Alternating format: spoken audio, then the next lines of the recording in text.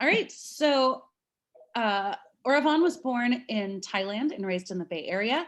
She is a returned Peace Corps volunteer from '05 to '07, where she led community projects in health education, sanitation, and nutrition in the Dominican Republic. She earned a master's degree in international relations from Syracuse University and has worked with NGOs abroad and local nonprofit organizations in Contra Costa County. Oravanh has extensive experience working with diverse communities, transition-aged youth, and fair housing initiatives. Oravanh is a native speaker of Lao and Thai and is fluent in Spanish. And she is also a very cool and smart human that is collaborating with the Clinton Street Project this fall. So I am thrilled to introduce Oravanh. I don't know how to pronounce your last name. I'm so sorry. Thamassen? Yes, that's a perfect pronunciation. Yes, Oravanh Thamassen. And thank you for that wonderful intro. I like it. I need to keep do that more often, introduce myself in that way. Yes, my name is Oravanh. I am a resident of Contra Costa County, and I work at the Contra Costa Family Justice Alliance, and I'm the center director at the West Family Justice Center. And we have 3 centers covering Contra Costa County, one in Richmond, Concord, and Antioch. And we are a one-stop resource center for community members affected by interpersonal violence. And interpersonal violence is domestic violence. It could be intimate partner or family violence, sexual assault, human trafficking, elder abuse, and child abuse, and also stalking. So I have a short presentation to share. I know some people want to look at some pictures and visuals and data. I have some of that. Can I share? Yeah. Thank you. You should be able to, yeah. All right. Usually when I'm sharing something, I can't see the audience. Here is my contact information. We are located, and I'm going to talk about, of course, the Richmond Center in West County. We're located on 24th Street, 256 24th Street in Richmond. And here's my email, and I'll drop it in the chat later as well. Oh, did it go? And I already talked about what is interpersonal violence, and here it is again. This is just some statistics about 2019. There were over 3,000 domestic violence related calls in Contra Costa County, 320 sexual assault related calls in Contra Costa County. And here's some information about elder abuse. So there was over 5,000 elder abuse cases reported to adult services for investigation. And then there was over 8,000 child maltreatment allegations in Contra Costa County. And why the Family Justice Center? So when community members call law enforcement or CPS or APS to make abuse allegations, they get bombarded with information, right? They're given brochures, they're given names and numbers to call, and it's a little confusing. And especially during that time of trauma, you don't know who to reach out to, who to ask for help, and it's just a chaotic situation. So here are some of the places where victims are referred to. They are either referred to go to the courthouse to file some documents or file a restraining order. They're told to go to the police, go to the police station. Which one? You have to figure out which jurisdiction you're in to figure out which department to go to. And also, you're also given agency contact information that you may or may not qualify for. So at the Family Justice Center, we have over 60 partners on and off site to provide specialized and trauma-informed resources to the victims. So we have somebody that specializes in restraining order at the center. We have attorneys on site that can provide consultation. We have a partnership with law enforcement as well to be on site to provide information to anyone that's thinking about calling law enforcement. to know and to understand the process, what it's like to call the police. And also they do investigations out of our office. We have case managers, we have victim advocates that can provide information about the criminal justice system. So we have a variety of resources at the center. A lot of the clients come in have immediate crisis related issues. So they'll meet with our navigator to talk about their situation one-on-one, and then to figure out what is their immediate need and action right now, and then what can they do in the long term to remain safe and healthy. This is just a little bit of background and history. So the Family Justice Center started as a project. I'm just going to go over in 2011 as a project of the county. It was a county initiative. It was a pilot project, and the Richmond Center was the first one that was opened. And we were located with 3 other partners at the Richmond police substation at the Hilltop Mall. And then in 2014 and 15, there was need and advocacy to open a center in Concord to service Central County. And then in 2019, we opened one in East Center in Antioch. And this is just an overview of our team. We have 18 staff members. Our navigators are our client contact, first point of contact for our clients, and our navigators are bilingual English and Spanish. And here's a list of our MOU partners. Now, some people ask me, do I need to call the police to get services at the center? The answer is no, you don't need to call the police. You can come and get resources and information for yourself, for your family, and for your neighbors. And they also ask me, do I need to give you my information and my name? The answer is, you got to give me something. But it doesn't have to be, you can just come in anonymously, right? You can give me whatever name you want, give me a hypothetical situation, and I can provide you with the resources. But when it's time to move forward and take action, then I would need your true information. And then again, the role of a navigator is to provide support and guidance to the people that are seeking it and that need it, and it's the first point of contact. And the navigator's job is actually to understand all the systems that the families will be going through. So they learn all of the requirements for each agency they'll come in contact with, so that they're not, rejected or denied. This is our 2020 report from last year. You're welcome to go on our website and take a deeper look if you're very interested in data. But this just shows you, from 2015, that's when we collected good information, and we grew at that time. So as you can see, there's an increase in clients and services. Any questions so far? Okay. Here's a list of some of our community partners and programs. So as I mentioned, when somebody comes in crisis, they need crisis interventions and resources. And our navigators, after they assist with those issues, our navigators communicate and contact our clients after 7 days of contact, just to see if they connected to the resources that were provided. And then 3 months, there's time in between that too that we have contact, but our scheduled times are 7 days and 3 months. At the 3-month contact, we want to know if they want to be a part of community programs in the community. And some of these programs are partner agencies that are running programs, and some of these are in-house programs at the Family Justice Center. So we have PPP parenting classes. Right now, everything's virtual. We're very excited to have group gatherings again in the future, but right now it's virtual. We have the Family Wellness Project, which is a counseling program for children 6 and under. We have Project Connect, that is a monthly group meeting to learn about community resources and to build a network for the participants. Rotacare, of course, you mentioned that earlier. We house Rotacare here at the Family Justice Center. They have a free clinic here once a week on Thursdays after 5 o'clock.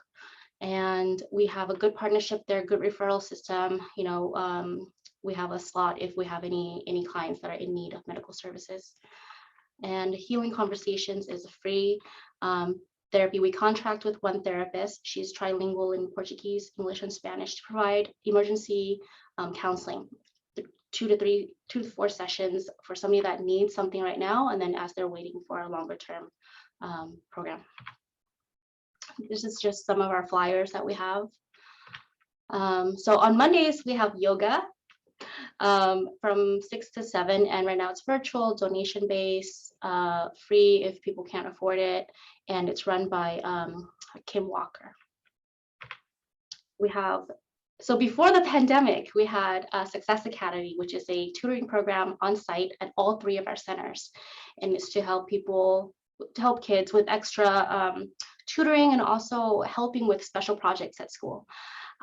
So when the pandemic happened, we noticed the technology gap in internet and equipment. So Success Academy actually taught us that before the pandemic. So our centers really prepared on how to guide parents and children while they were transitioning to virtual learning. This is our WINGS program. WINGS stands for Women Inspired to Grow and Succeed.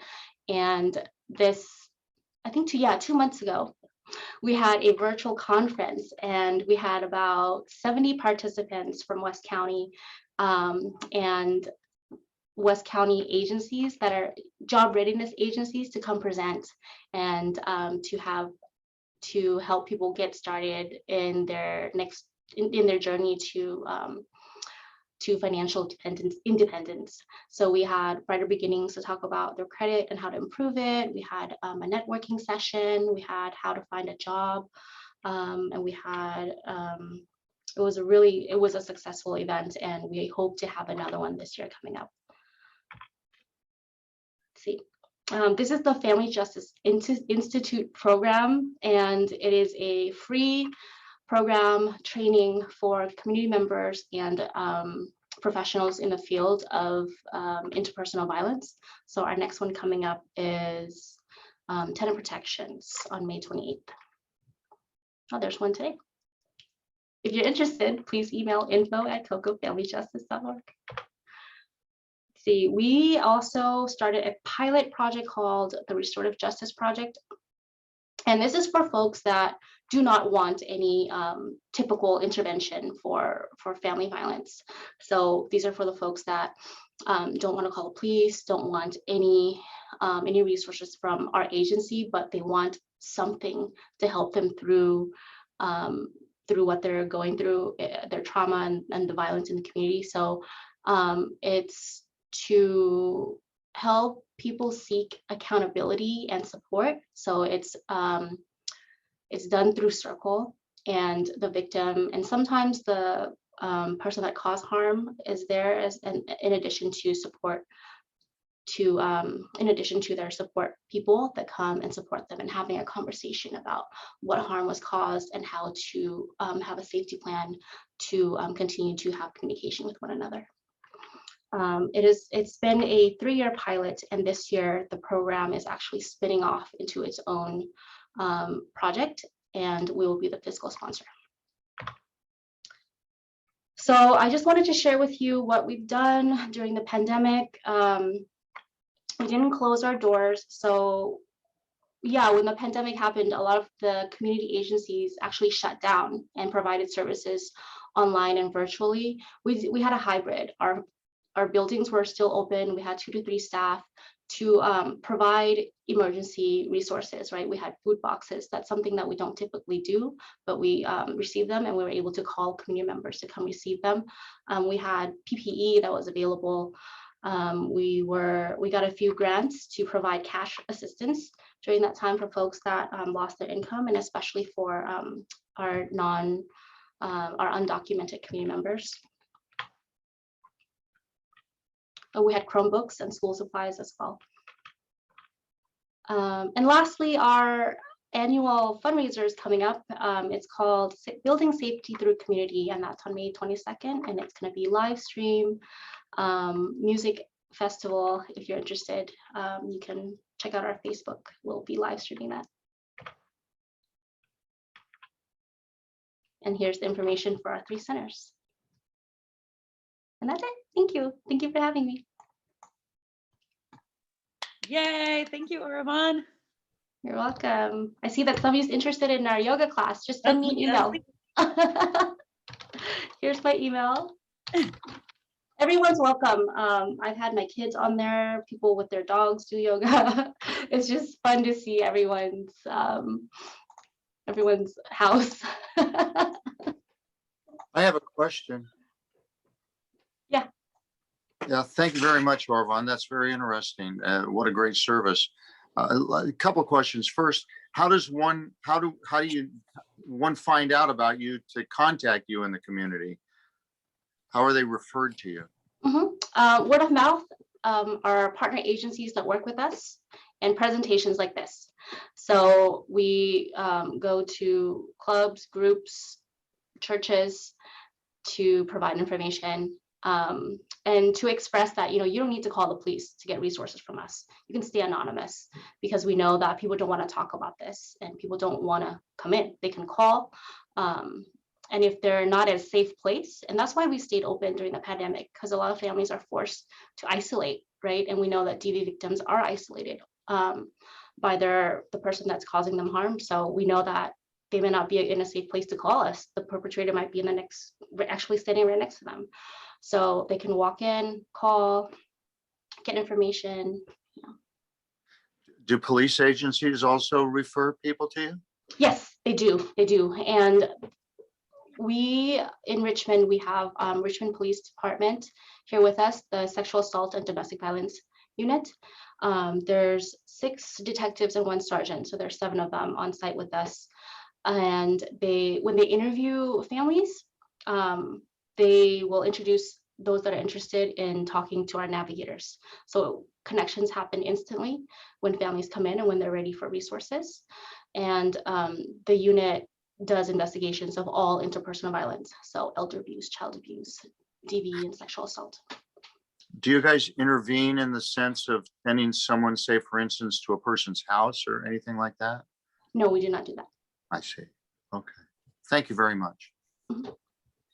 Yeah. We are open 9 to 5, Monday through Friday. We're not a crisis center or an emergency center. So if there is a crisis or an emergency, they should call the police or 211, because they're open 24 hours. Yeah, I'm just curious, you had some statistics from 2019 up at the beginning, and obviously you alluded to it with the pandemic and, with everybody isolated. Do you have any numbers, because there's been a lot on the news about how that's been affected, that domestic abuse has increased, due to the pandemic because you're locked down and that kind of thing. Have you seen a drastic increase in that in our area since the pandemic started? Yeah, in the beginning, there was a increase through calls to the police department. For us, we actually reached out to our clients. And within the first 6 months, there was an increase in clients coming in. There was a 20% increase, and then it was a steady after that. And we've also noticed that the violence was more severe compared to before the pandemic, severe with physical violence. Oravanh, there's a question in the chat from Jamila, who is actually on the school board. So this is an important question for you. And she wants to know, how do you work with the schools? And yeah, which I kind of know the answer to, but I'd love for you to talk about that. Yeah, right now we don't go inside the schools, but our partners do. So CVS, Community Violence Solutions, and Stand Free for Families of Violence. It's a domestic violence agency, and they're the ones that work directly with the schools. And I'm happy to go and have presentations like this for the school board or for teachers and counselors. But they do refer to us, so they find out about our organization from our partners. And also, Jamila, I know you're listening to me, Jamila. They offer other education-based programs at the Justice Center, which are not necessarily related to WCCUSD, but supporting kids in our district. So, yeah. Thank you so much. Yes, I'm listening. I'm just not Zoom ready. But thank you so much. Yeah, and I do have contact with your, I believe, parent partner or community partner. So I do email them once in a while. So we are in communication. Thank you. And we got it. We are getting, well, actually he started on the 12th. We have a new superintendent. So please reach out to the new superintendent. His name's Chris Hurst. Will And do. he can also like get those connections firmed up. Thank you. Is Martine Blake the person that you're connected Yes. with? Okay, just making sure. Oh yeah, And from we're- community engagement. Martine Blake. From Yes, Community yes. Engagement. Yeah, Yes. awesome. Yeah, and we're hoping to build our children's programming. Right now we have a mental health program for children 6 through 18 because we know that there's a huge need there, especially for folks that have, or for kids that have witnessed violence, not only in their homes but in their communities. And there's a huge wait list for Medi-Cal, and maybe children just are not comfortable in talking to adults. So we try to be culturally sensitive to that and try to find our partners that have specialty in providing therapy to kids that age. Thank you so much. That's amazing. Our funding, I was going to say, our funding comes from a variety of resources. We apply for funding from the state, California Office of Emergency Services for Victims of Crime programs, foundations. We apply for grants through foundations, and county grants.